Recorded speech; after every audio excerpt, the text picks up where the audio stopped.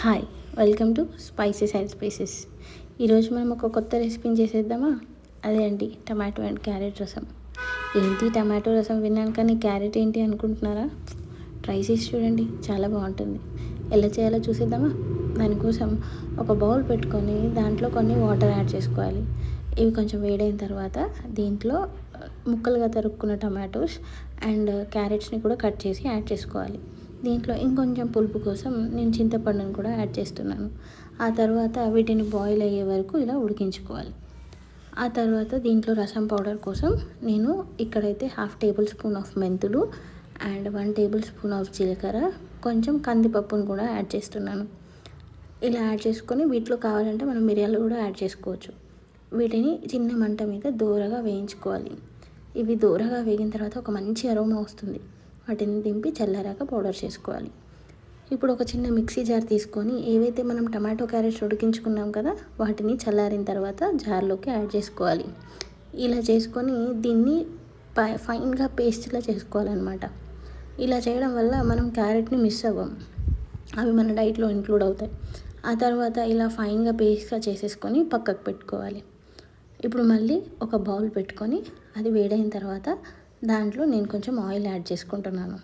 ఈ ఆయిల్ వేడైన తర్వాత దీంట్లో జీలకర్ర, ఆవాలు, కొంచెం దంచిన ఎల్లిపాయ, కరివేపాకు, పచ్చిమిర్చిని కూడా యాడ్ చేసుకోవాలి. వీటన్నిటిని ఒకసారి బాగా కలిపేసుకోవాలి. ఆ తర్వాత దీంట్లో కొంచెం ఉల్లిపాయలు యాడ్ చేసుకొని వాటిని కూడా బాగా కలుపుకోవాలి. ఇలా కొద్దిసేపు కలుపుకున్న తర్వాత ఉల్లిపాయలన్నీ బాగా మగ్గుతాయి. అలా మగ్గిన తర్వాత దాంట్లో కొంచెం పసుపును యాడ్ చేసుకొని మళ్ళీ ఒకసారి కలిపేసుకోవాలి. ఇలా కలుపుకున్న తర్వాత ఇంతకుముందు మనం ఏదైతే ప్యూరీ చేసుకున్నామో దాన్ని కూడా ఇక్కడ యాడ్ చేసుకొని బాగా కలుపుకోవాలి. కలుపుకోవడం వల్ల అడుగంటకుండా ఉంటుంది. ఆ తర్వాత దీంట్లో ఏదైతే బాయిల్ చేసుకున్నప్పుడు మిగిలిన వాటర్ ఉంటాయో వాటిని కూడా యాడ్ చేసుకోవాలి. నేను ఇక్కడ దీని థిక్నెస్ని తగ్గించడం కోసం ఇంకొన్ని వాటర్ కూడా యాడ్ చేస్తున్నాను.